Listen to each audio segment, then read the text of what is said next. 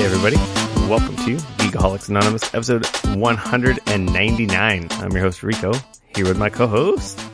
Episode 199, this is Dane, Cody. Dane, Cody, and I get together once a week to talk about video games, TV, movies, and or whatever the hell we like. And soon, we will be talking about episode 200. 200. And a few years of podcasting now. Yeah, just a few. So, everybody, if you've never been here before, yes, we start the show with our BS section, which we're knee-deep into. Get into our what you've been playing, talk about some news and stuff, public service announcements, and, of course, a free-for-all. Before we all do that, our little subsection of housekeeping during our BS section. We're going to be celebrating 200, episode 200 next week. And oh boy, a lot of podcasts. Yeah, what's that? It's a lot of podcasts. If you listen to them all, you theoretically have spent 300 to 400 hours with us. It's a lot of hours. More time than you possibly have spent with friends. You're not calling us friends now? No, we're friends. Dude, what the hell? Like, our listeners are our friends? Yeah, best friends. Jeez. I don't know about that, man. Like, we're not close all cheesy friends. like some of these other, like, people out there. Oh, our listeners are the best friends. Come on, there are bros. What about the ladies? There are sisters. They're the Geekoholic army. Yeah, there you go. They're the Geekoholics. Yes. So, yeah, I got a bunch of cool stuff lined up for episode 200. I haven't figured out how I'm going to do it, but I already got like a little stack of games starting to build up here. Of course, we've had some fantastic contributions from Ubisoft. Yay! Sony's contributing as well. I don't exactly know what they have in store for us, but we'll definitely know by next week. But they're sending us a care package. Yeah, it's pretty exciting. So, sneak preview some of the things we will have that are confirmed. Copies of The Division 2. Ooh. Far Cry New Dawn. Ooh. Red Dead Redemption 2. Ooh. MLB The Show 19. Ooh. And then Artifact. Oh yeah, Artifact, the game that everybody's playing. Ooh. And yeah, I still haven't heard back from a few people. I reached out to a bunch of our good video game company contributors, and boy, like I said, Sony and Ubisoft have totally come through. I mean, I feel like we need to get a hold of Microsoft and be like, "Hey, man, yeah, like our friends over at Sony, they're sending us some stuff. Like, come on." I'm waiting on them, and I'm waiting on Nintendo, and then I got to figure out how we're going to do this. I know.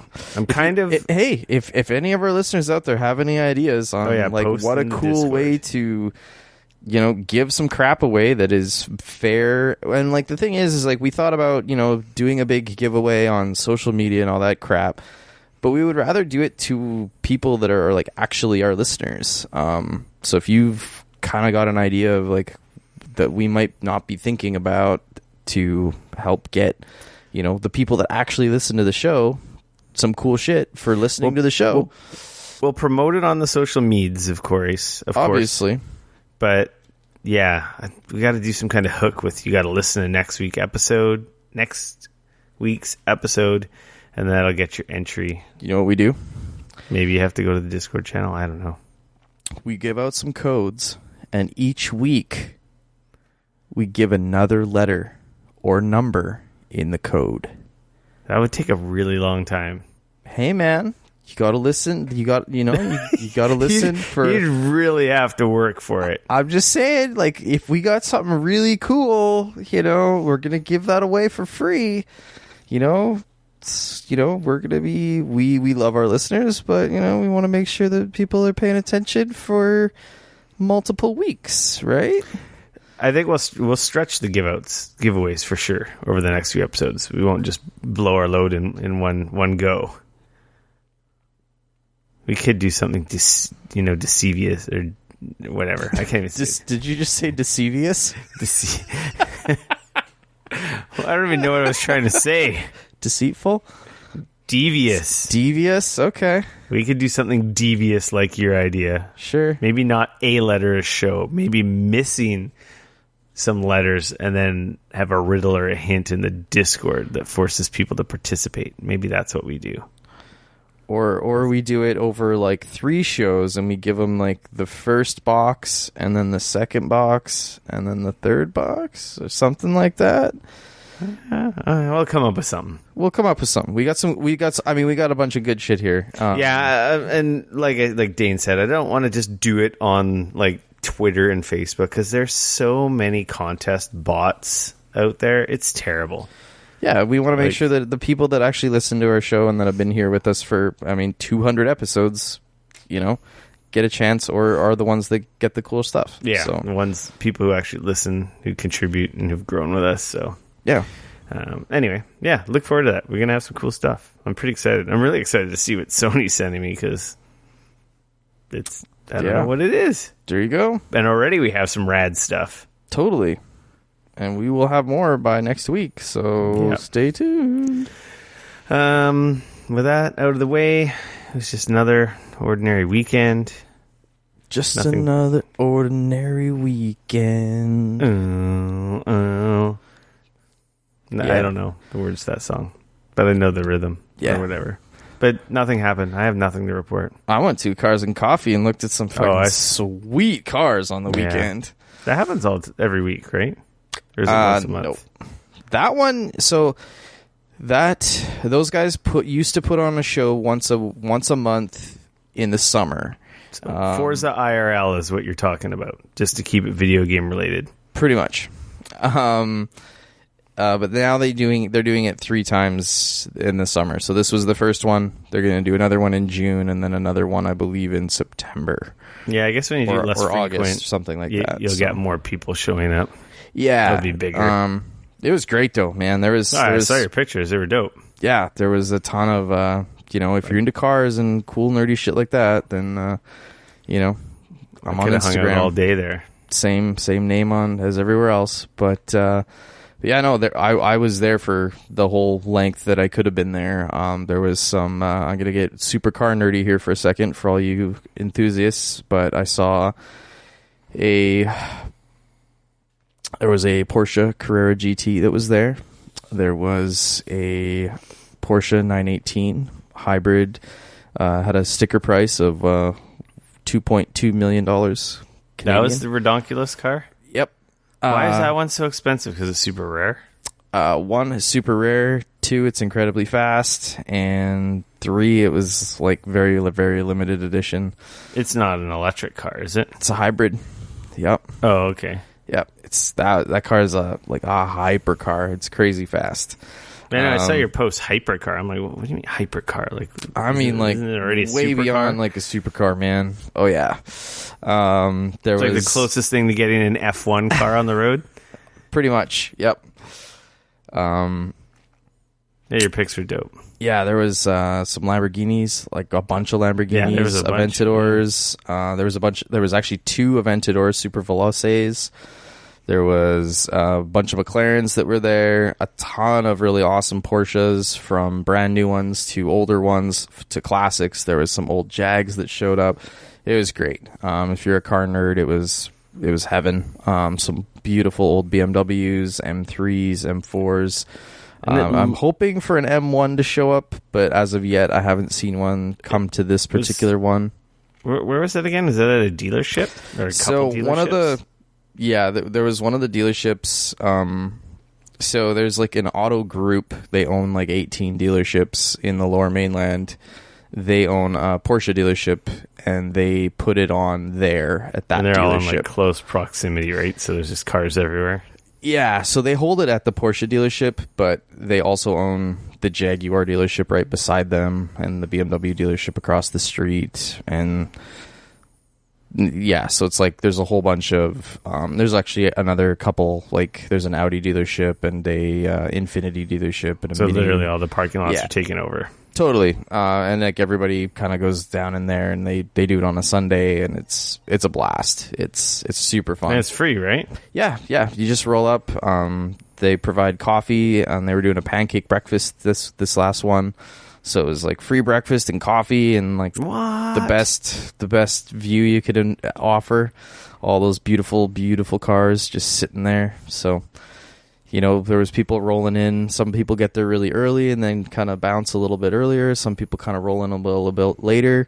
There's a huge group of Lamborghinis that showed up about halfway through. So like seeing like 6 or 7 all rolling together, like all whoa, all like pulling into the parking lot, engines all like revving, and like it was bunch of rich assholes. It was lucky great. guys. It was beautiful. So super jelly. Yeah, that's cool. It was a lot of fun. There's another one this weekend.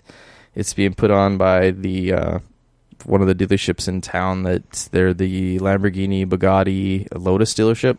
Oh wow. And so those guys are putting one on, and that one's usually really good because it's actually in Vancouver. So because there's a lot of cars that are in Vancouver that they don't want to make the trip out to Langley because, you know, for one reason or another it's too far. Some people don't want to put that many miles on their cars, so on and so forth. So the one in crazy. I know. So the one in Vancouver usually has, you know, it's close, it's very central. There's usually there's a ton of people that usually show up to that, and there's usually some pretty gnarly rides that are there. Like I don't think I've ever said this story on the podcast before. I'm pretty sure I said it to a few of my friends. But like, if I won the lottery, the first thing I would do would be get the most expensive Lamborghini I can afford, drive into work with it, and just like pretty much go up to my boss's desk with a microphone, drop it, and be like, I'm out. Then do a sick ass burnout in my Lamborghini, and then drive away, never to be seen by them again. And don't get me wrong, I love my job. Like, I like my job. It's a good job. Yep. But if I won the lottery and I got my Lamborghini, that's what I would be doing. Yeah, sorry, that's fair. Sorry, Luke, if you listen. So that's fair. You don't have to worry unless I win the lottery. A big lottery. I'll be coming to work for quite a while. Yeah. No, that's fair. That's like I said, there was a lot of cool cars there. It's always fun. So yeah, so I'll probably be taking some more photos and looking at some other rad cars this weekend. So nice. Well, my weekend was pretty lame. Well, it wasn't lame. I don't know. Man, outside of the cars and coffee, like my wife was not feeling good, so it was pretty low key. Besides that, all weekend. So yeah, I had a kid's birthday party, played a bunch of Sekiro. With that being said, Dane, what have you been playing? I loaded up some MLB The Show 2019, happily provided to me by Sony. MLB The Show. Hashtag. MLB The Show. Now, it's really funny. Provided by Sony. Anybody that knows me knows that you're a total sports guy. Football, NFL, FIFA, the whole totally. Yeah. You're a resident sports video game guy. Love the sportsing. So good. Yeah, no, it's funny because when it comes to video games, especially, I generally, I'm not a fan of sports video games. And then it's really funny because out of all the sportsing events that are on television, I think I probably dislike baseball the most. I cannot stand watching baseball. I can't stand it. I would honestly rather watch golf than baseball. It just, it's just not my jam. That being said, baseball video games are fun as hell. I don't know why. Hell yeah. It's like there's something about them where bases loaded. Yeah, the bases, like you're telling your guys what to do. Ken Griffey Jr. So so MLB The Show. It's got a giant download and a giant install, so it was actually kind of funny because I thought it was ready to play, so I loaded it up, and I didn't realize that the game wasn't fully finished downloading and installing.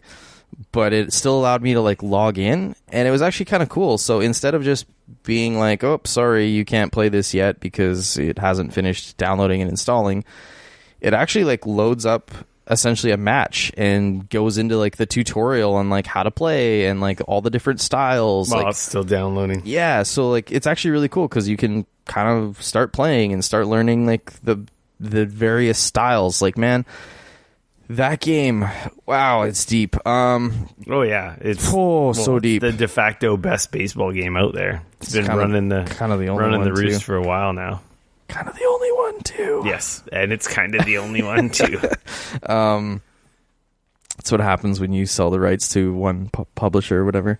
But man, like there is three different there's 3 different ways you can pitch. There's like 3 different ways you can bat.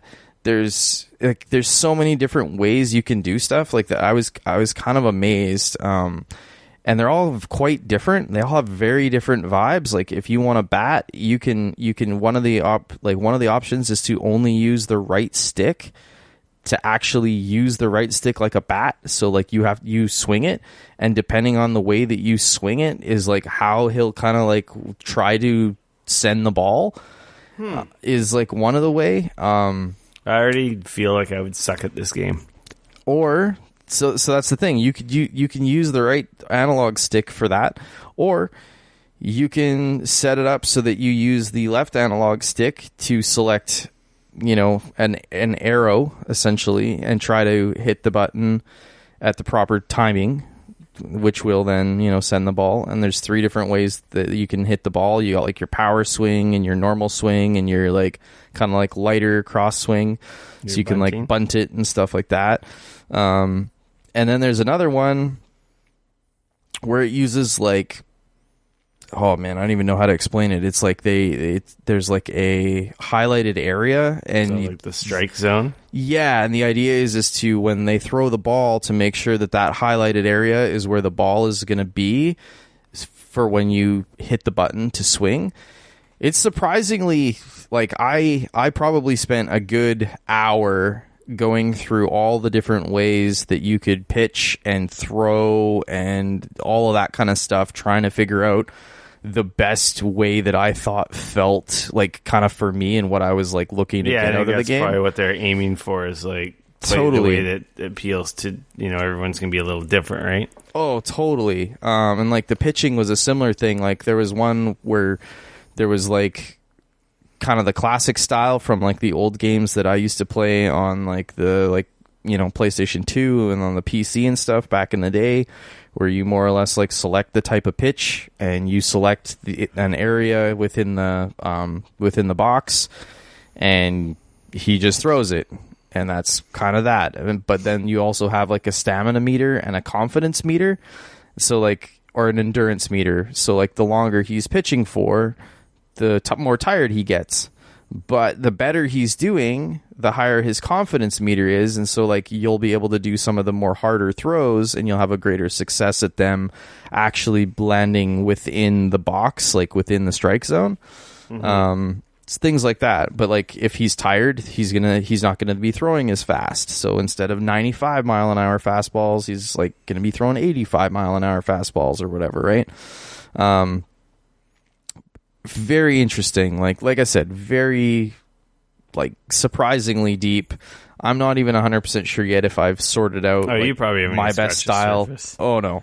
I imagine it's really deep because it's such a and you can kind of make it as deep as you want too. That's the thing, right? Like you can kind of, depending on the options that you choose, like you can kind of make it less deep or more deep. Like there's an option to essentially just let the bases do their thing. It's just the guys will they'll auto run the bases and they'll auto chase the ball, and like you can kind of let that do its thing. Let the game play itself. Kind of, yeah. Or you can, you can take control, and you can like be that guy that chases after the ball, and you can tell him like which base to throw the ball to, and you can tell the guy to lead off and to steal the bases. And when you're pitching, you can like turn around and throw the ball and try to get that guy out when he's like on the base, and like all that kind of stuff. Like you can, so they really do a good job of allowing you to either be as involved as you want, or not involved as you want, kind of like as a, it's pretty cool. I appreciate that because, like,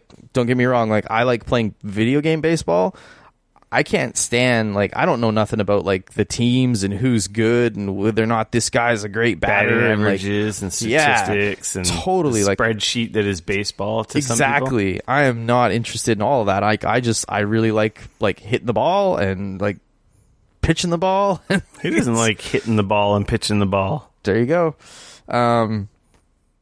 That said, it's surprisingly good looking. Like it's a very pretty video game. Yeah, at first, if you didn't know it was a video game, you might think it's an actual baseball game on TV, right? Yeah, it looks surprisingly good. So all of that, I played like my first actual game after like the game got going. There's like a ton of different modes. Like, so once I finished that, it kind of finished doing its thing and kicked me back to the main screen. And like there's like a career mode where you like start in the minors and try to work your way up to the majors. There's another thing where you actually have to like essentially be the general manager of a team.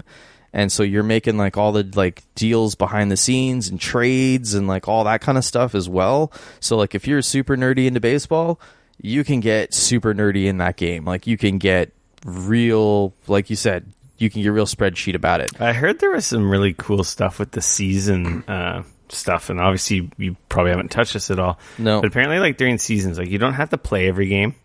You can have it like simulate games and outcomes. Yep, absolutely. And apparently what it does is it'll like put you like, say, in the bottom of the ninth, one guy on base, tie game, kind of like, interesting, play of the week type moments. Like, see if you get the home run and, win the game with like, total highlight reel play or other situations like that. That sounds kind of neat.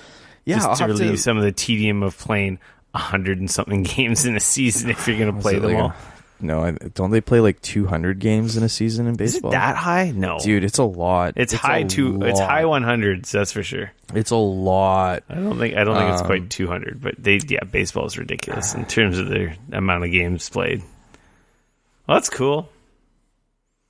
Obviously, we're not your sports guys, so sorry. 162 games. Yeah, that's what I thought.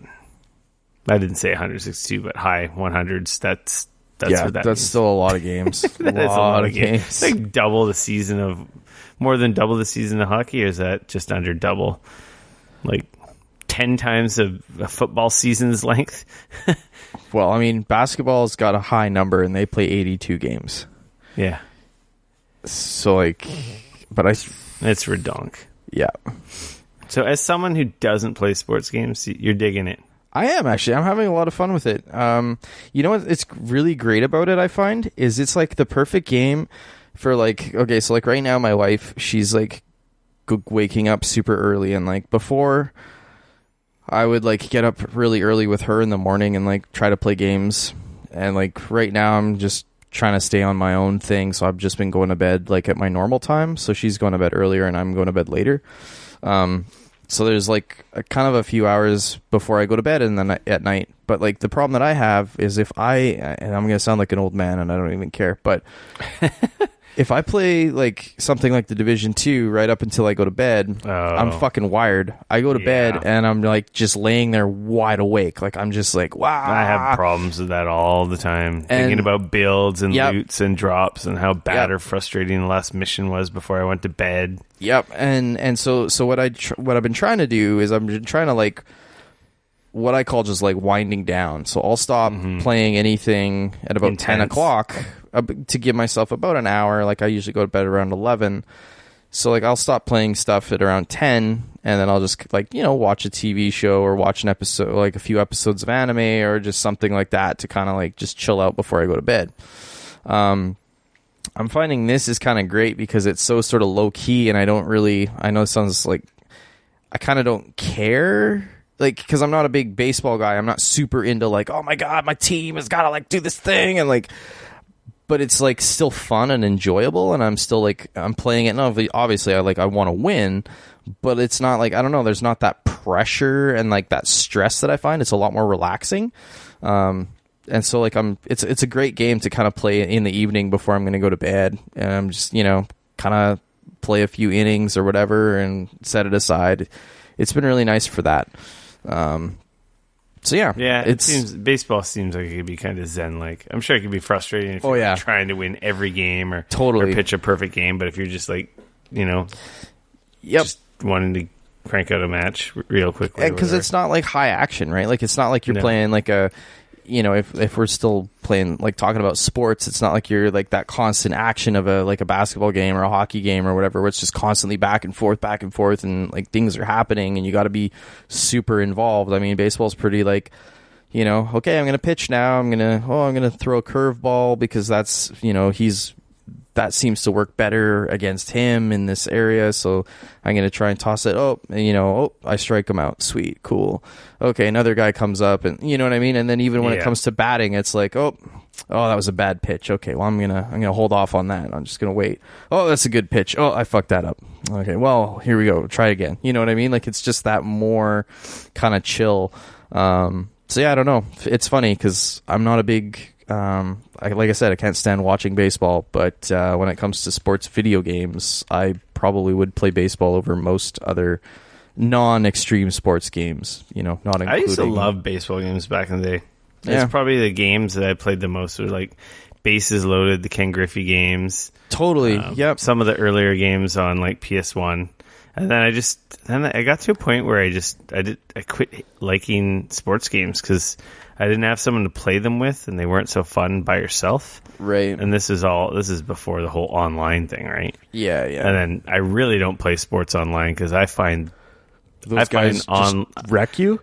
It's not wrecking. I find online video like sports players. I find them the most toxic and the most like shit talky and like just It's not fun. There's like no like sportsmanship. People are rude. They talk a lot of crap, and it's just like, dude, we're just playing an effing video game. Like, shut up. Like, I don't know. Some of the worst trash talking and behavior I find in sports games, and then it's like, you know what? I just go play other games that I'm actually good at and have a good time at. So users can keep your sports games. Totally fair. I kind of been like, to be honest, I've honestly been bullied out of playing sports games. Yeah, that sucks.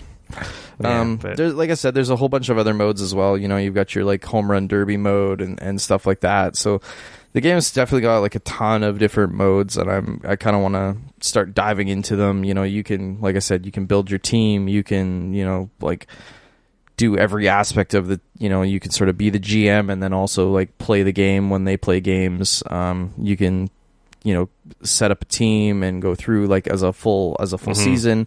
There's like I said, there's also kind of like almost a more of a story type mode where it's like, you started the minors and you're trying to like work your way up into the majors and get onto a team and so on and so forth, which is kind of cool.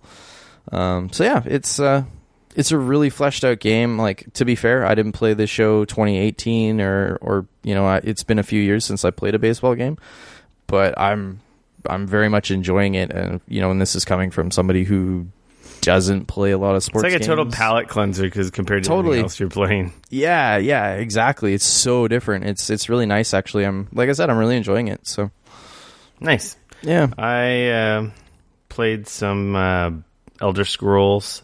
The Elder Scrolls Blades. They finally opened it up to everyone. Right. Yeah. That's basically the Skyrim on phone. You can play it one-handed. Yeah. Poorly. But it's all right. You get little quests, go through dungeons, kill guys, collect stuff, open chests. It's got mobile gamey elements and timers and so forth. You can only open a chest so often, or you can pay to open more. Right. You got a whole town building aspect. Oh, they really try to get you their hooks into you in all the kinds of ways. I think I'm only level 2 or 3. Yeah. I think I hit level 3 last time I played, so I'm not very far. The one thing I'll say is I don't like the controls. They changed it since we played it at PAX. Really? Yeah, because at PAX you actually physically swipe back and forth or up and down for your sword swipes. Yeah. They changed that in this. Really? Yeah, you just... For your attacks in this, you hold down the button and let go, or you hold down this touch screen anywhere with your finger and let go. hold down and let go, hold down and let go. So like depending on where you like hold down, is that where the guy or girl attacks, or I don't really know where the rhyme or reason to where you're swinging. It just seems like when you hold down, you swing. He's blocking or not blocking. You've got like special abilities and magic and all that stuff as well. It's an Elder Scrolls game, right? I got some. What did I get? I can't remember the attack I got, but I don't know. I felt like it felt more like a playing iPhone fun video game back when we played iPhone game, the Epic game that was really popular. Oh, they pulled that. That was the Epic one, which is like a Mike Tyson. Almost felt like a Mike Tyson-y Punch Out where you're swiping the swords and blocking and stuff. I never owned an iPhone, so I never played those. It's on the tip of my tongue. I can't remember. They had 3 of them. Yeah, I want to say it was like Blade something or other. I can't remember. Here we go. Yeah. Epic Sword mobile game. Did that work? Infinity Blade. That's it. See? Look at that. Yeah, see, like I like the way that controlled. So I'm not really a fan of how this controls, especially when we played it at PAX, and I was like kind of hyped when we left PAX. I'm like, that was really cool. Yeah, like I can see why they changed it, because to be honest, just wildly swiping back and forth actually probably made it really easy, and it's a little more strategic and slower now, which I probably assume that's what they want. So you're not just like scribbling your way through enemies. It's more thoughtful. Right. But I don't know, it felt better. Like it felt cool swiping left, right, and getting it felt combos. like you were kind of involved in it a little bit. Like you were sort of, hey, I'm going to swipe like this, and he's going to try and attack that way. Or that being said, I could be totally wrong, and that type of control opens up after you hit like level 4 or 5 or something stupid like with RPGs, and the mechanics change. Right. And I just haven't played far enough, so it could be my foot could be in my mouth right now. Right. But I haven't gotten to that point. So to me right now, it seems like it doesn't control as good as what I remember playing before. So, but it's really cool. It looks awesome. It seems like a neat construction. Like it's quite good looking. I mean, yeah, it looks great on the phone. Because we were playing it on iPhone 10s when we were at PAX, and I mean, it looked really nice. Does it heat your phone up a lot? Like, does it get pretty hot when you play, or? It felt like it was gonna melt, but hey. That's besides the point. See, okay, so this is one of the challenges that I have with phone games like that. Oh, and so the battery, just like I play, I play like the little stupid, match 3 puzzle games, and Seaport, where it's like tell my ships to go here and pick up stuff, and then like close it for an hour because it's going to take them that long to go do their thing or whatever. Like little stupid stuff like that I play on my phone, and it's fine. But I find like every time I play an actual game like that has beautiful graphics and things like that, it makes me, in the end, I end up not wanting to play it because it, one, drains my battery like crazy. So like I'm going to be out somewhere and I'm going to want my phone, and I don't want to play that because it's going to drain my battery too fast, and then I'm going to be without a phone, and then I'm going to be stuck out without one. Yeah. And two, it heats up my phone so much that I'm like, oh, this is kind of unpleasant in my hand because, and then it loops back to the stupid. And then the other thing that I find a lot of the time is like those tend to have, they're not really set up for like small morsels. Like they're not set up to just like, hey, I got to go take a shit, so I'm gonna. The little dungeons are actually kind of they've taken mobile into account. Yeah, because like that's the other thing. Like I find like I'm like, okay, I'm gonna go like go use the bathroom, and like you go in there and you spend whatever, you do a quick thing and then you're done. But like those games, it's like you're in there and then you got the wife like knocking on the door like, hey, is everything okay in there? Like, oh, you're right, yeah, sorry, I just fall in.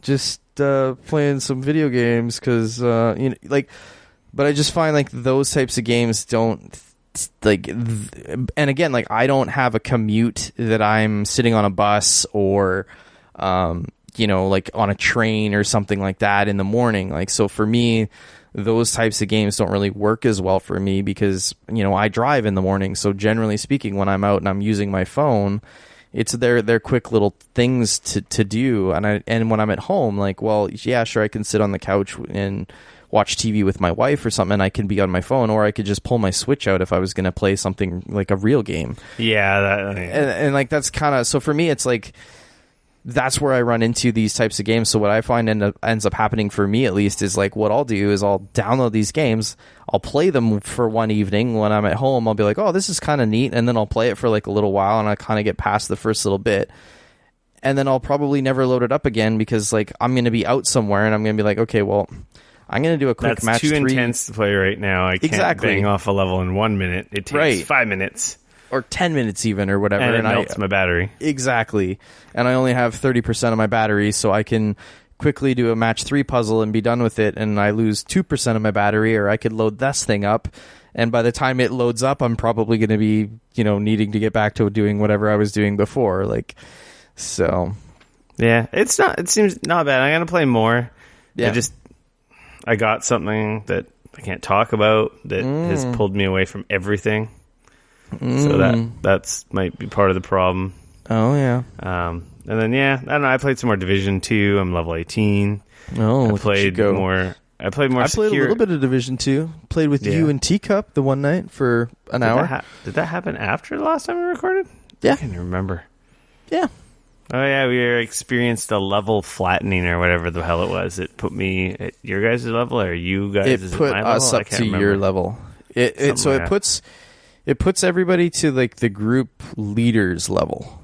Mm-hmm. So whoever's the leader of the group or whatever, it puts you to their level. So if you're above them, if you're above them, it pulls you down, and if you're below them, it pulls you up. We just had some weirdness with missions because I don't think I was the leader. I think Teacup was the leader. He was doing missions that we were both like, oh, I've done this before. Yeah. So, he was getting the actual like original rewards, and we were just getting the regular experience and things like that. So, whatever, it's fine. Yeah, that game's still good. I have so far to go on that game. Oh man, I've hit a bit of a weird thing with the Division 2, and I don't know why. And I know that this is like one of those things, like for me, where like I go through phases with games where like I'll be obsessed and I'll want to play a ton of it, and then I maybe won't touch it for a while, and then I'll jump back into it and I'll become obsessed again. But like I played a shitload of I played quite a bit of the first beta, and then I stopped because I was like, I don't want to play anymore because I want to get burnt out before the game comes out. And then I started playing the game, and I've just now kind of gotten past that first area. I'm like level 9 or 10 now. All the stuff you've seen already. Totally, and I'm kind of getting past all that now, and I'm like, okay, now I'm getting into the more meat and potatoes of like what the game's all about. But like on the weekend, I came across a spot where I was like, okay, like I got some time. Like I think it was on Sunday or whatever. I was like, yeah, let's all right, let's play some games. Like and I was like, oh, I could play the Division 2, and I don't know why, and like it might have just been like my mood that day or whatever, but I don't know, I didn't have the drive to pick it up and play it. So I ended up diving into Devil May Cry 5 again, and holy shit, that game is really good. Yeah, I want to get that on sale.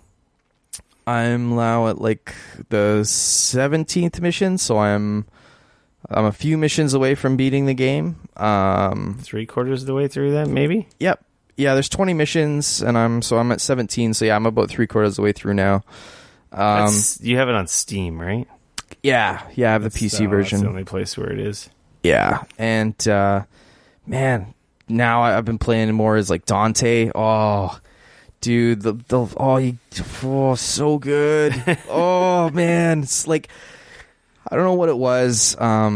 You start the game off, you're playing as like the first like half, you're kind of jumping between Nero and V, and like Nero kind of plays a little bit like Dante, but not like Dante. Yeah, he's kind of got like a whip action that you can use to like pull some enemies towards you, or if they're too big, then you get like pulled towards them. And then he's got like his arm that like is got these like kind of attachments that you send out and they shoot out and blow up, or they've got other kind of things. But like, you know, other than that, he's kind of got the same, like he's got a sword and he's got the gun similar to Dante.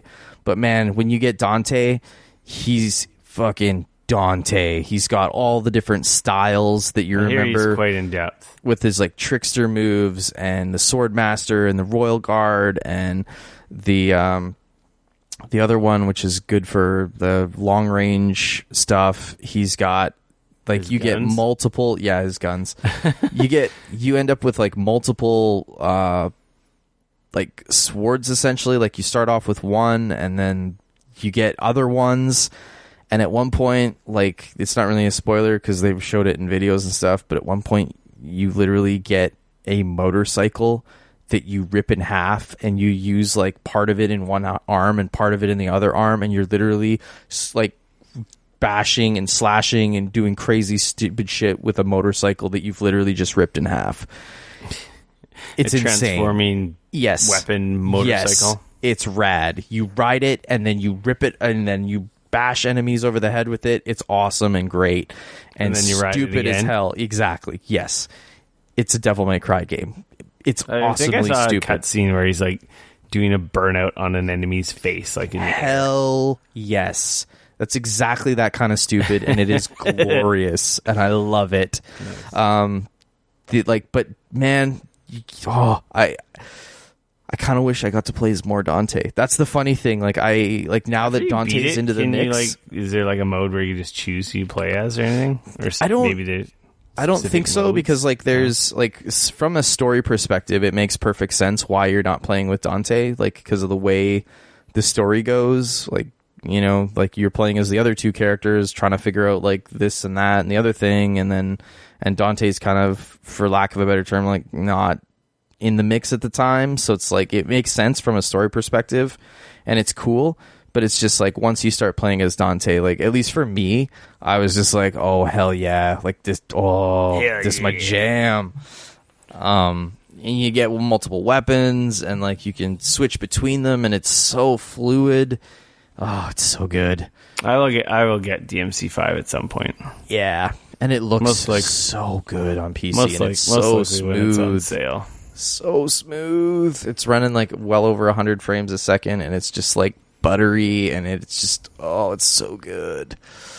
Yeah. That is Sekiro's been my sickness. Yeah. I'm pretty far now. I think I'm over the halfway mark. Yeah. Do you know how many hours? I have no idea. No? Okay. I'm about 9 hours into Devil May Cry 5 I'm more than 9 hours in Sekiro. I imagine you probably are. I'd probably say I'm like between 20 and 30. Okay.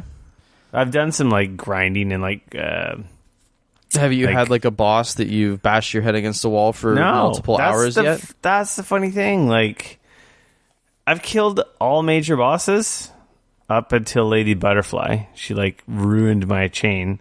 I've killed every major boss on the first try. Wow. And I killed her on the second try. And apparently she was a boss that, like, when the game came out, you know, earlier to the game's release, that was the name that was all over Twitter of people cursing Sekiro was Lady Butterfly, Lady Butterfly. Yeah, I killed her on my second try. Interesting. Because I'm a boss. But you know who I have trouble with? Fucking just the average mini bosses.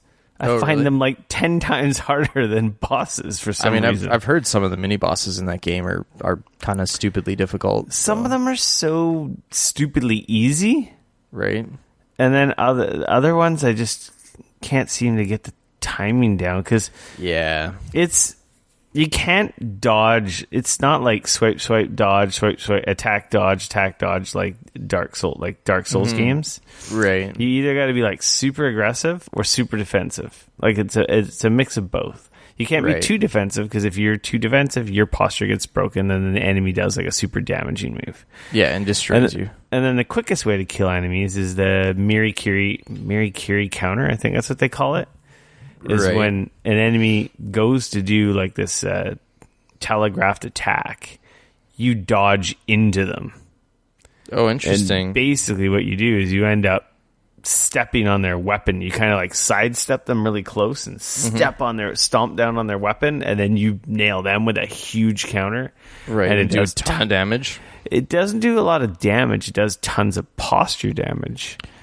Right, which is good though, because once the posture's broken, then you can get in there and do like once a ton of actual damage. Once their posture's broken, right? You do a death blow, and that kills pretty much all rank and file enemies, or literally, usually most mini bosses are like they have 2 health bars, right? And like 2 death blows kills them. Okay, so that's like the super ace way to kill these guys. But some of them I just have trouble doing that counter, or I panic and I try to play Dark Souls and jump and get away from them, right. And then they just punish me. But like seriously, one mini boss took me like 20 tries, and eventually I got him. It's just crazy. Like I was listening to the Rebel FM guys, and one of the guys on there was saying like how he got probably stuck on one of the bosses. I don't remember which one he was he said on the podcast, but he said he was probably stuck on a boss for like 3 hours. Yeah, that doesn't sound like fun. And I was just like, I heard that and I was like, yeah, but see, that's the thing. There's a pattern and a trick to every boss. They have like a really big weakness, whether it comes to a prosthetic weapon or just you got to figure out the rhythm to their defensing and countering them. Right. Because then, like, I come to another new mini boss I've never fought before, and I kill them like instantly, like super fast, because I just happen to deflect all their attacks. They're instantly posture broken and dead, like so fast. And others I like take quite a few tries, and it's weird that the bosses, which are supposed to be the true challenge of the game, I've beaten. I've had 4 boss combats now, right? And I've beaten them all first try except for Lady Butterfly. Huh? Yeah. That game's dope. I love it so much. I'm so curious about that game. There's like parts of me that I'm like, oh man, you'll hate it. And then there's other parts of me that I'm like, I watch it being played, and like I've watched like Twitch streams and stuff. It's the complete opposite of Devil May Cry. See, and then the interesting thing though is like, I had people like saying like, oh man, it's a lot more like Tenchu and stuff than I think people realize. And it is like Tenchu because I loved Tenchu. Like you can go through a place. So much Tenchu. You can go through one of my favorite games and literally like stealth kill everyone. Yeah. But the second you get like spotted or make too much noise, that breaks that, and then it's like, how many guys did I pull? Oh shit, I'm in trouble. Yeah, I mean that was just like Tenchu though. But the game's great because you've got with his grapple hook, you've got escapes. Like you can usually always just run away. Right, and that's exactly like Tenchu. You'd have way too many guys, so you'd use your grapple hook, you jump away, and you'd kind of disappear. You'd go hide, and everybody would kind of finally go back to their thing. They'd look for you for a while, and then they'd go back to doing their thing. Of a section of game that I have like so well down because it was the section I had to play 20 times, not 50 times, 20 times before that I beat that one boss. Yeah, but I had this. It was like a rhythm. I stealth killed like I think it's like 10 guys before the boss, and I just had the pattern down so perfect. Right, and then it was like boss time. I meant to record it because it just seeing that in motion being executed is like, wow, this is so awesome. It's like I'm watching a ninja movie right now. Heck yeah. Anyway, that game's dope. Yeah. I think we should move on, Dane. All right. You want to get into our news and stuff? News. We didn't talk about it last week because the story was kind of developing. But our good old friend at Kotaku, Jason Schreier, he published a big story about basically the development of Anthem. At BioWare? BioWare for Anthem. I mean, he touched on Anthem huge as well article. As like some of the obviously the development on Andromeda, and Mass Effect Andromeda before.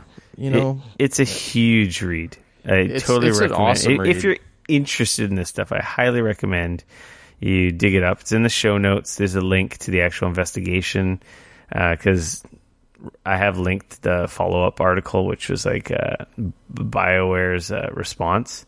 But it goes from development, engine, like changes, like CEOs. They talk about how difficult the engine is and how they likened it to getting cut by razor blades. Yeah, and how they equated a lot of the problems to the engine that EA forces them to use.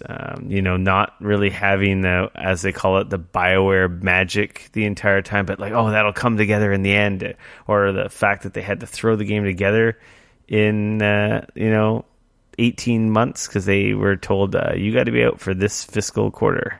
Because like I said, you guys remember me saying this game just needed another year and they maybe would have found the magic and we wouldn't have been having all these problems they're having, which I don't know. I don't see any big resolution coming to Anthem, but this article's huge. Go read it. BioWare came back. It's really cool because I feel like he did a really good job of explaining. He had 19 plus people that kind of chimed in. Yeah. Obviously they would protect their current and former employees. So it isn't just disgruntled people. There's people still at BioWare that contributed to his investigation. Mm-hmm. And then of course BioWare sent out an email, addressing the story. There's some pretty whack comments they made about the story.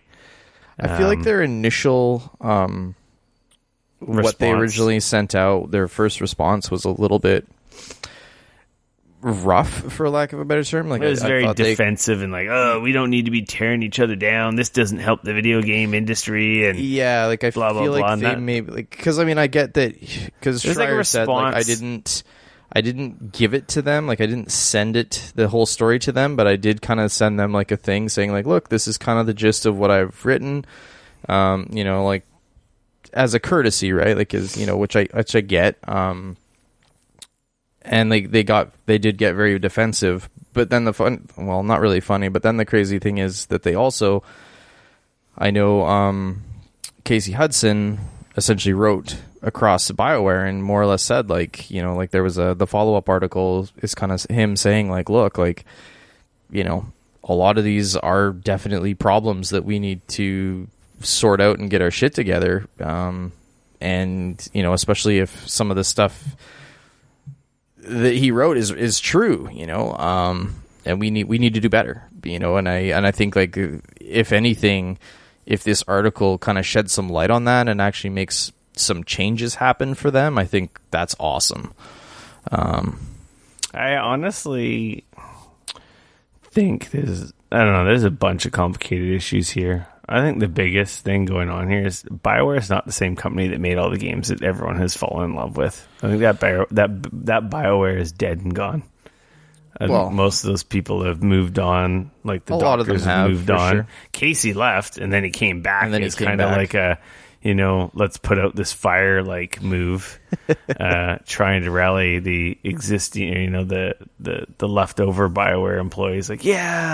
The old BioWare is coming back, and it just didn't seem to play out, which sucks. No one wants us to have. No one wants to be in a shitty workplace, crappy conditions, totally stressed, crying because you're not happy with what's going on or your work. That's got to be freaking terrible. Super shitty. So it's just a huge thing, but at the same time, it's I don't know. Companies make decisions. It's all about money, and people are oh, screw BioWare, screw Anthem, but it's really just people, and a lot of the bad decisions aren't made by the devs or the people who bust their balls and ruin their lives, to push these games out the door. It's the executive level. That is totally responsible, but they'll never accept responsibility, which is the worst, which is the really disgusting part. Fascinating read. Such a complicated issue.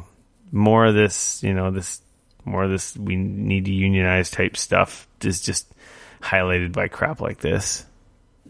And it's sad that BioWare is kind of fallen from grace. They seemed untouchable for a while. They could do no wrong, except for screw up the ending of Mass Effect 3. Anyway, check it out if you're interested.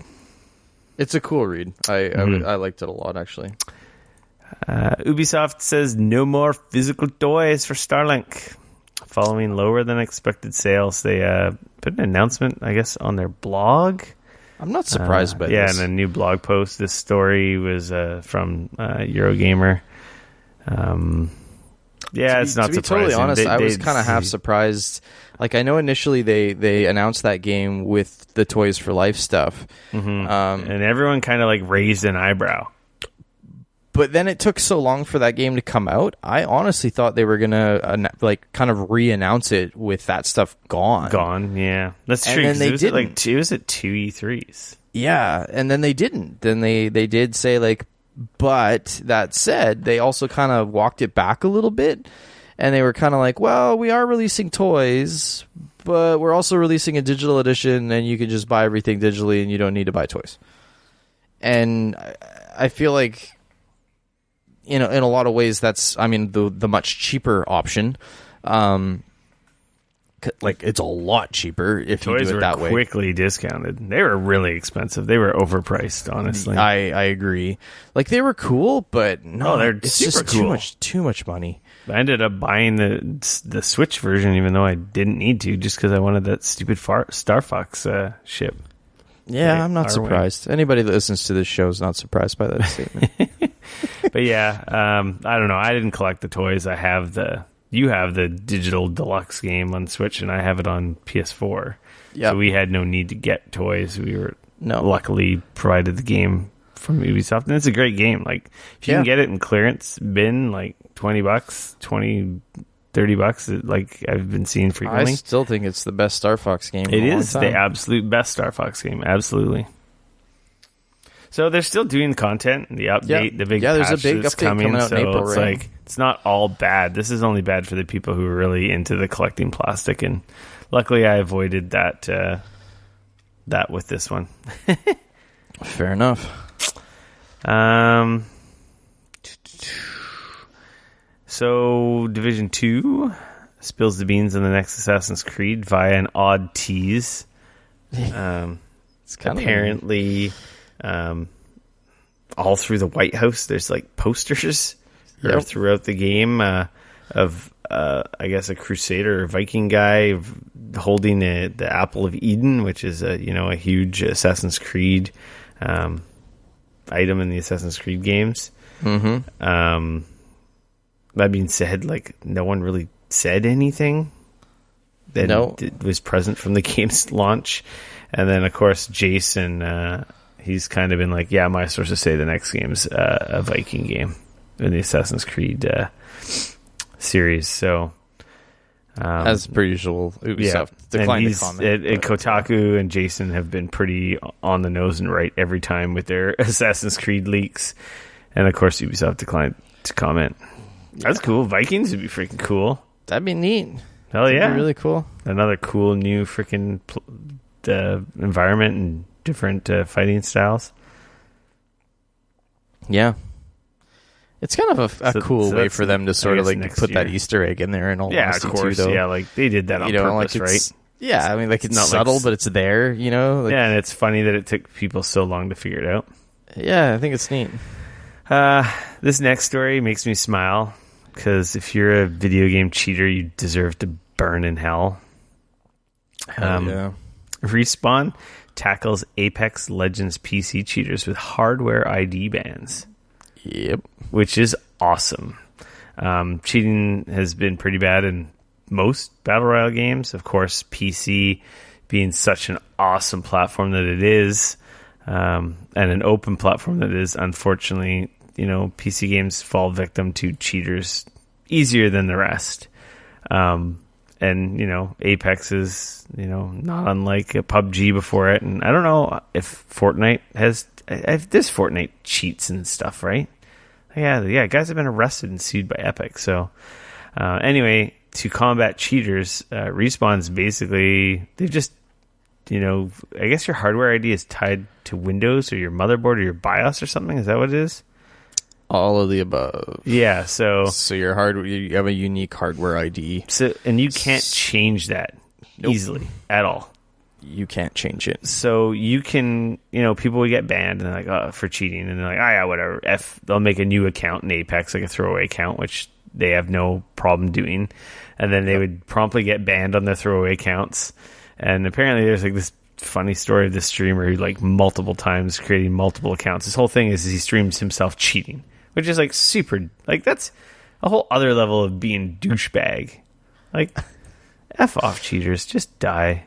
It's fun. It's fine. Cheat single player games, give yourself money, buff yourself, whatever. There's no consequences. But like in a competitive game, like fuck off. So I think that's freaking awesome. I think that's really ballsy of them.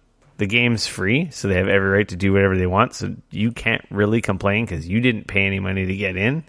So, the classic saying, like I said before, bang fate, you well done, you deserved it.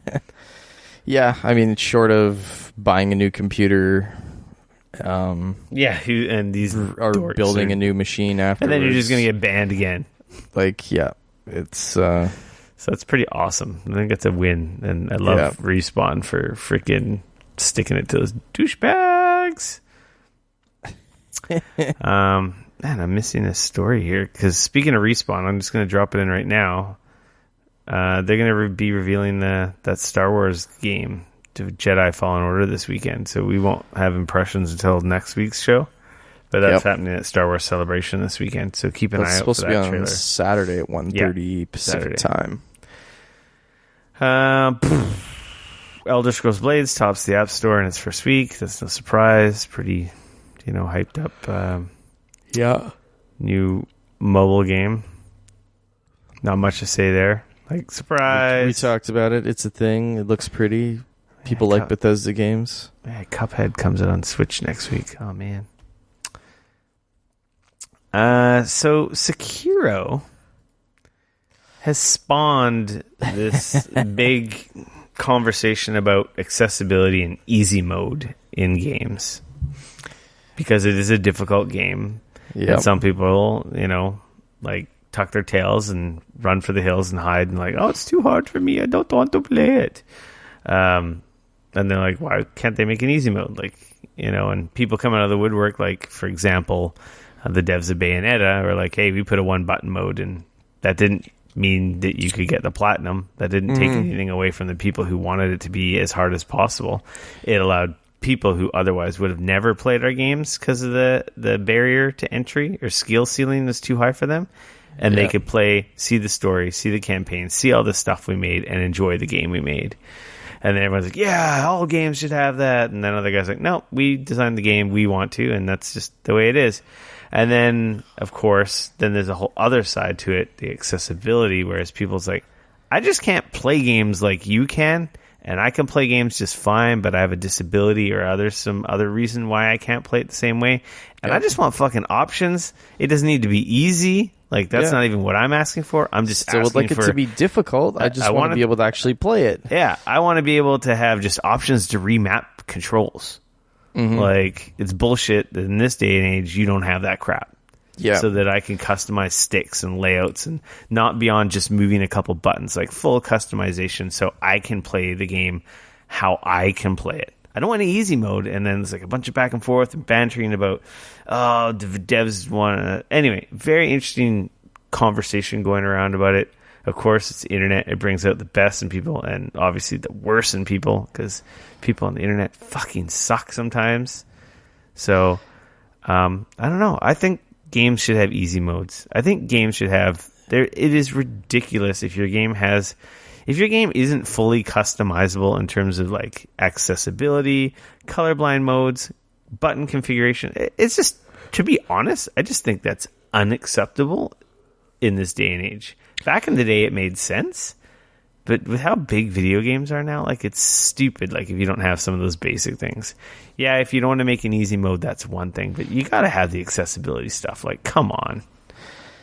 Yeah, I don't know. I kind of have, like, on one hand, like, I think that obviously, like, hard games are hard games, and I don't think there's necessarily anything wrong with, like I think that there are going to be some games that are just going to be difficult, and that's I don't, it's weird because, like, like, would I like to maybe play some of the, like Sekiro and stuff? Like,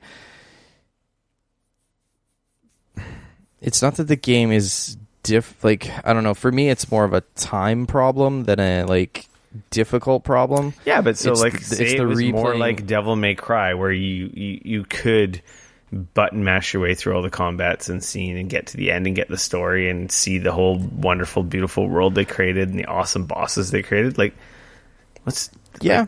But that being said, like I think that also like I know the director of Sekiro, he explained himself too in like on a podcast or whatever, and he was saying like the reason we did we made that game the way that we made that game is because we wanted you to feel like you'd accomplished something, like that. It was that's been all their games. That's been very difficult, and like but when you do it, you feel that accomplishment, and that's why I love those games. Right, totally. And so like for them that like there's a reason, like there's a distinct feel that they're going for by making it the way that they do. That said, like I don't think that by putting in, or I don't necessarily think that by putting in an easy mode that's a bad thing though, because like I think that you could still play that game, like the people that want that can still get that. Do you know what I mean? Like it's a little bit like Ninja Gaiden Black back in the day. Like it had an easier mode, like it had an easy mode. You could, and it was still difficult, but it was definitely more accessible, right? Yeah. But if you still want, like you can go back and play that game on normal and on difficult and on hard, and that game's fucking hard. Even on normal, that game was difficult. Yeah, that game was. You know what I mean? So it's like it's a little bit like Sekiro in these games, where like if you were to put in like an easier mode, that's I don't think that there's anything wrong with that. No, I don't think so either, because like your platinum and still your choice trophies to play it are or still not, gonna right? are still gonna out you if you did the easy mode. Sure, right? Like you're gonna but like, still get what does your it even matter? honor. Like, it doesn't matter. It's like, in my opinion, that's all kind of like bullshit gatekeeping that like gamers have been doing for years now. Most like, hard. Yeah, absolutely. Well, you didn't play it on normal. Like, it's like, who cares? You don't have the platinum in God of War. You didn't really love it like I did. You didn't. I still enjoyed it. Like, no, you know what I mean? You didn't. Like, do you have the platinum? Did you get 1,000 gamer score? You're a fucking fake gamer. You're a casual. You filthy casual. You filthy casual. Dane Cody doesn't even have the platinum. I know. But that being said, like I also feel that if developers do want to like make a ridiculously difficult game, and that's the way that their vision for that game is, I still think that's up to them. Like I still think that I would they appreciate should be able if to do they that. did put easy modes though, because I don't think it really hurts and probably isn't all that hard. I agree, but I still want. I don't think that like some of this. Don't compromise. Some of these vision. things have gone off the rails, and some of the shit that obviously the people are saying about stuff. It's like we're all human beings. Yeah. Don't be shitty to one another. And just because you want the badge of honor and you want to gatekeep and whatever doesn't mean that you got to be shitty towards other people that maybe don't have the time or the resources to play. How many games would I 40 hours and bash your head to? against the wall, right? Like how many games would I have gone back to by now if I could easy mode it through and enjoy go and video game sightseeing, right? Right. I didn't have time to play this like the super hardcore way. And I don't care about EPing points and fake trophies and stupid bragging rights. But hey, I got to see that amazing vista, that cool, oh man, the 5th stage or that castle is like one of the most iconic video game areas I've ever... Or it's just you don't ever play the game and you never see it. The blood, sweat, and tears that people put into making the wonderful game, period at all. Right? Yeah. And the other thing is that like, I have known people that have accessibility issues. And they have a difficult time playing a lot of normal games if they're not at least if the developers haven't at least put some thought into, how are people with disabilities going to be able to enjoy our games? Yeah, like you didn't make it so I could flip the sticks orientation, so I can't play your game because or my like, special joystick I have. I have one arm and trying to play this with my.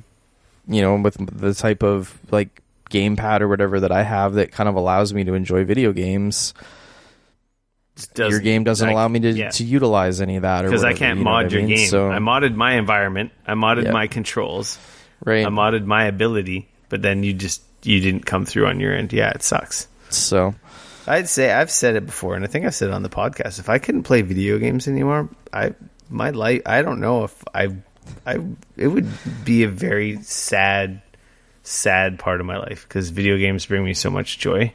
Yeah, for and sure. I can understand how it does for so many people. Like if something happened and I couldn't play them anymore at all, it would be like a huge hole in me, like, because it's something I enjoy so much. So you just need to make it accessible to everyone. Fix it. Accessibility and easy modes for everyone here on out. Come on, be better. and I guess, like I said before, like ultimately what it boils down to for me is like if you don't want to use those easy modes, you want to play the games on regular or hard, go that's ahead. Fine. Like you do that, stopping you. But it doesn't mean that we can't add that stuff for the people that do want it. Absolutely, right? Yeah. Like, and it's so dumb that someone wants. No, Sekiro should be harder. Right. Like, yeah, there is a way you can make the game harder right from the get-go. So you can do that. So who cares if you could make it easier? That doesn't hurt you and your mission. Yeah. Moving along. Exactly. Nintendo news. Mario, Odyssey, and Zelda Breath of the Wild are adding Labo VR kit compatibility. This is so weird. You know, the Labo VR was already a kind of like record scratch, like everyone like, what? They don't. Okay. I just want to point this out. So we're going to put Breath of the Wild into Labo VR. There's not even a way to strap that shit to my head. No. So I'm literally holding. You just get tape. I'm holding the Labo up with my hands. Well, yeah, to my head. You got to use the controllers on the side and I'm gonna be like literally, you're like, envision, like, put your hands out in front of you, unless you're driving, then don't do that because that's bad. But envision that you're holding your Switch 3 inches from your face. Now put that up to your face, because that's where you're gonna have to hold it. So because that's where the Labo kit is, and you're telling me that you're gonna try and play a game in that position? I'm gonna try. Hell yeah! That's fucking insane. It is the dumbest thing in the world, but I'm gonna try. Like, what the fuck? Like, I guess it would be different if they announced some sort of a headband or something. Someone's gonna make actually one. Like, let's no, be of course honest. they are. But I'm just saying, like, this is just so weird to me. So like, Mario apparently has like 3 or 4 like actual VR in quotation marks stages. Okay. So it's not the whole game. And then Breath of the Wild is apparently the whole game, but I don't see how the Switch can do VR, so I wonder if it's just going to be like 3D. Yeah, rumor is it's just 3D. Kind of. Either way, I got to check it out. I mean, of course we're going to check it out. It's so weird. It is weird. Like, yeah. Anyways. That's the thing. It's coming. Yeah, that's the thing that's coming. April 12th, this Friday, is when the Labo VR kit comes out, and then April 25th is when the updates to those 2 games come out for compatibility. Yep. PlayStation news. Online ID change on PSN is here. PlayStation blog has all the ins and outs.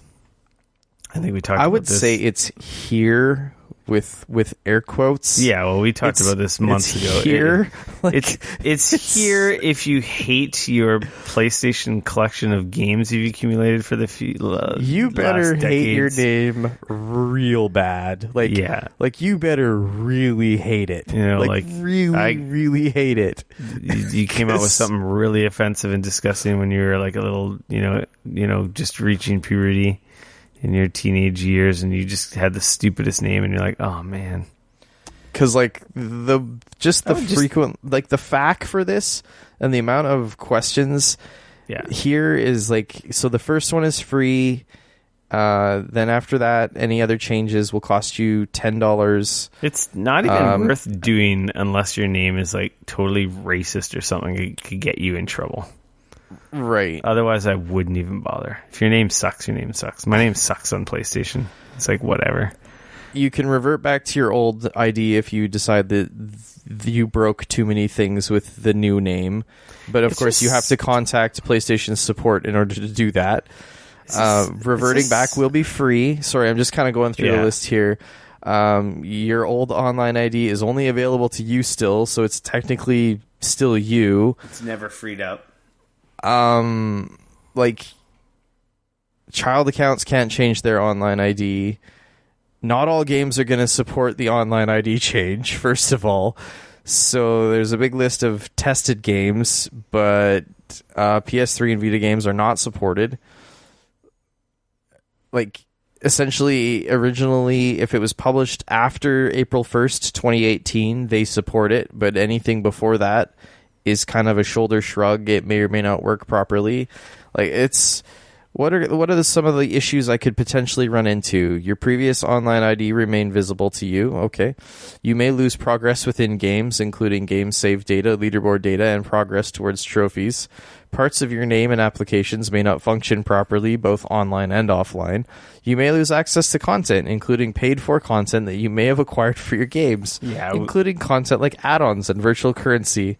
Stuff you bought. Yep. Yeah, just don't do it. This is dumb.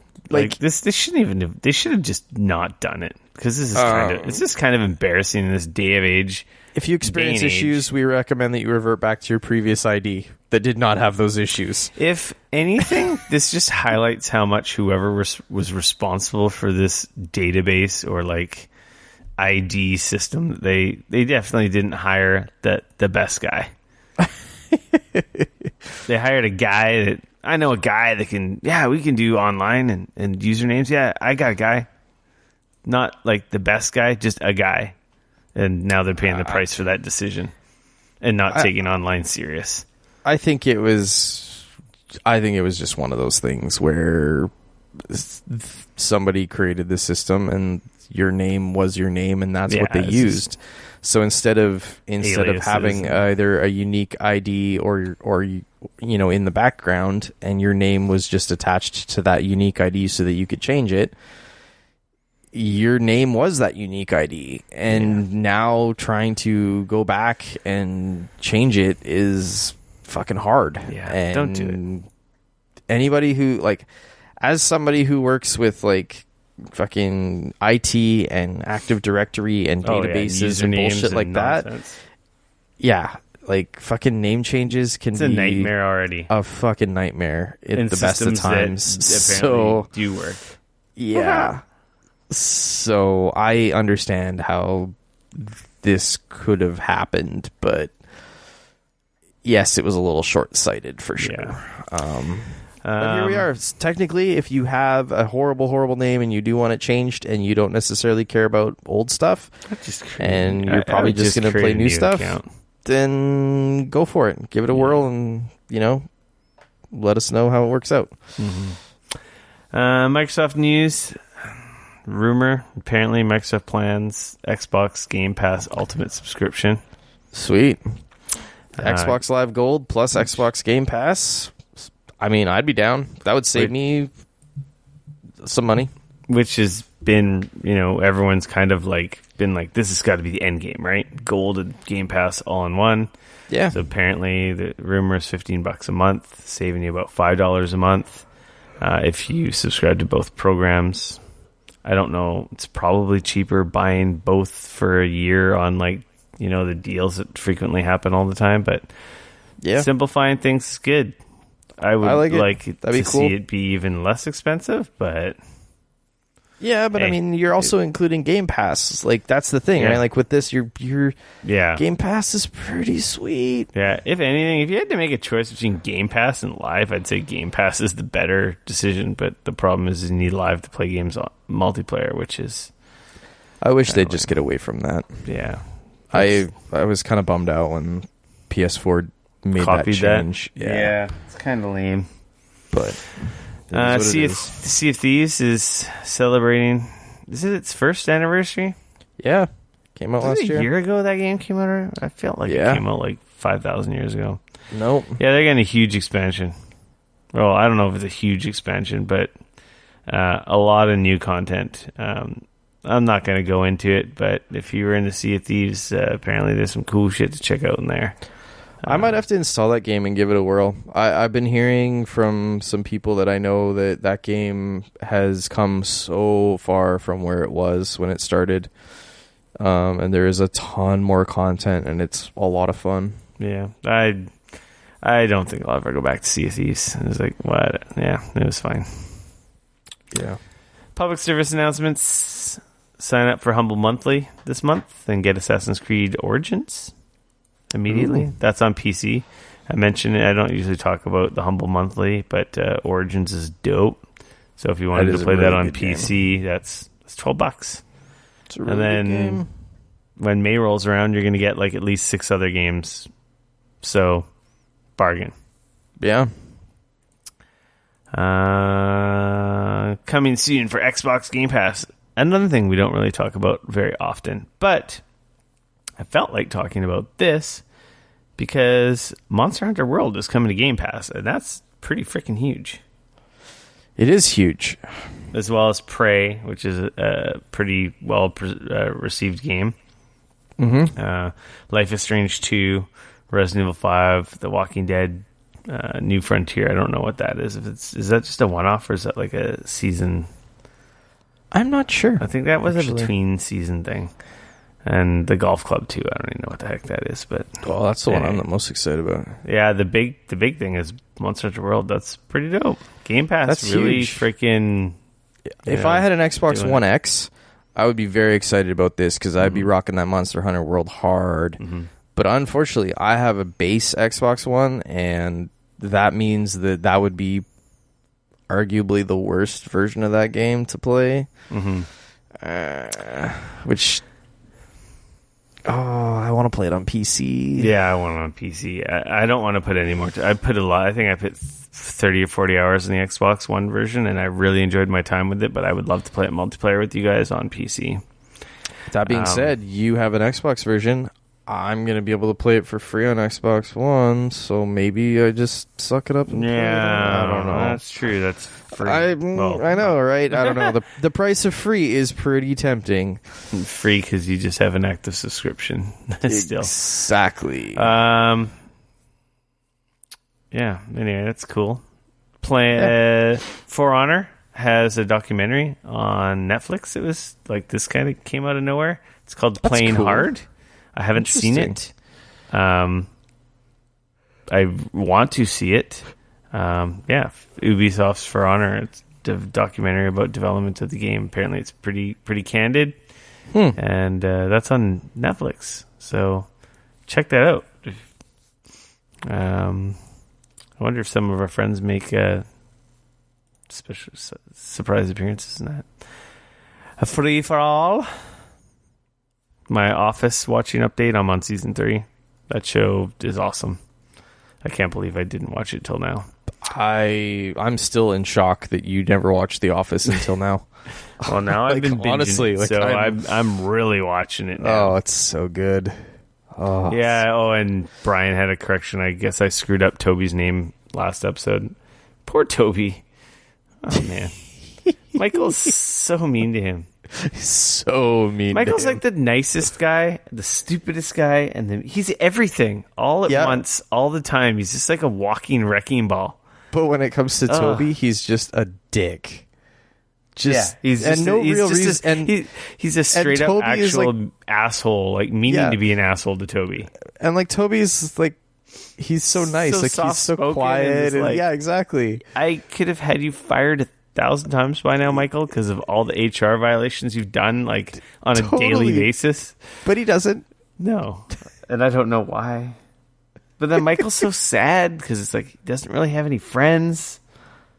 His boss Jan is like super hot in that cougar way. Oh, don't worry. This show's fantastic. As you go on, there's all kinds of fun stuff. What a good show. And season 3's got Buddy shows up from freaking The Hangover. What's his name? The guy who calls Jim Big Tuna. Oh, man. What's that actor's name? I don't know. I know who you're talking about. Everyone's screaming at their podcast, their cell phone player. Ed Helms. There you go. Name. Yeah, I had no idea he was on The Office. Oh, yeah. As the more you watch that show, the more you're going to be like, oh my gosh, I can't believe they were on The Office. Oh my gosh, I can't believe they were on The Office. Yeah. And then I also watched, me and my wife watched Aquaman. That show was great. I thought it was awesome. That movie was like rad. Not like Marvel, like, oh my God, awesome. Just a good popcorn flick. It was fun. I laughed lots. It was totally entertaining. It was like mega super CG fest. So if you don't like that if you don't like that kind of crap, like, then maybe you might get turned off because it's just silly with how much special effects that movie is. I think it's like 99% green screen. But Jason Momoa is fantastic. He was awesome. He was so fucking hilarious. I laughed so many times. Good. It was a good flick. And Mira's smoking hot. Like, oh my God. She was gorgeous. The actress who plays her. It was a good flick. It was better than it had any right to be. It made Aquaman cool. It's surprising that Aquaman is the best DC movie. If you had told me that, well, minus the Batman, the Nolan Batman movies are fantastic, but they're separate. They're not part of this DC. I still really like Wonder Woman. I still Wonder Woman was good, awesome, but totally overhyped. The ending of that movie was terrible. Oh my God, so bad. But for the most part, Wonder Woman was a good movie, but it was totally overhyped. Like, man. Anyway, Aquaman was great. It was fun. Yeah, I liked it. 2 more weeks until freaking Endgame. Did you buy your tickets? Nope. Man, you suck. Everyone tweets spoilers to Dane. It's a movie. But that, Dane, I'm going to say we're done. Episode 199 in the gigabits and your ear holes. 199. Ooh. Oh, man. 200. I'll tease out more of the prizes. We figure them out as we go along on the Discord. For sure. And then we'll come up with our devious system for entering. And then if everything works out the way it's planned, it's, if you're one of our hardcore listeners who's here all the time, it'd probably be pretty hard for you to not walk away with one of these prizes. Heck yeah. And if you win a prize, you're not going to be able to win another prize. So I don't know if we'll do it like you choose, or maybe we'll just do one thing at a time. So maybe don't go for something you don't actually want when you know the full list of everything we'll be releasing. Yeah, it's going to be cool. I'm pretty excited. Episode 200 extravaganza. Yeah, I did reach out to Astro for a C40. Ooh, probably will not get one, so I'm not holding my breath. But I didn't realize I was on the press release list for that controller because I get so much goddamn junk in my inbox. Yeah. Then we should reach out to those guys over at Lucid Sound. We've sold enough of their headphones that we should be able to get a freaking one of their headphones. I was supposed. It seemed like I had one coming, and then that conversation dried up. I should reach out to them again, even if they don't want to provide us with one. Like, even if they gave us a discount, I'd buy one. But whatever. This is behind the scenes. Now we're getting a little inside baseball. But I did say if I do get a C40, I will play with it, give my impressions, and I will give that away. So I'm hoping that good karma, preemptive karma, will get one sent my way, so someone could end up with that. So let's hope that happens. Very cool. I don't need to keep it. I would like to check it out, and I'll play with it. So it's going to be used. It's going to have my germs all over it. Oh, I don't want it. I'm pretty sure most people could put up with that. Most people don't know you as well as I do. You can follow me on Twitter at Rick F. No K RICF. If you come hang out with me on Twitter, I promise not to get Rick's germs all over you. You can do that at Dane Cody at DAYNECODY. Like, follow, subscribe, stalk. We're Geekoholics everywhere on the social media: Twitter, YouTube, Instagram, Facebook. Yeah. Facebook still exists? Yeah, I think it still exists. Yeah. And then, of course, if you have the ability to rate and review us on any of the Apple platforms, Apple Podcasts, the podcast app, those are obviously, I don't know what you love Apple stuff or not. It's the most prolific metric for our show being recognized. So, like, it does wonders, like leaving reviews on iTunes, that the more that number goes up, the more doors it opens up with us getting stuff early or to preview. It's really the only metric as a podcast. So, like, even if you don't have those apps or iPhone, Apple devices, if you can download on your PC and leave us a review, that's all we ask. We don't ask for much. I guess we do ask you to put up with listening to me talk for an hour and a half or more. But I know, and I got to do it because I got to record with you. So, I mean, they're asking a lot of me, too. So when you guys are done wiping all the blood out of your ears, leave us a nice positive review. That'd be fantastic. Until next week, we're out. Catch you guys later. Peace.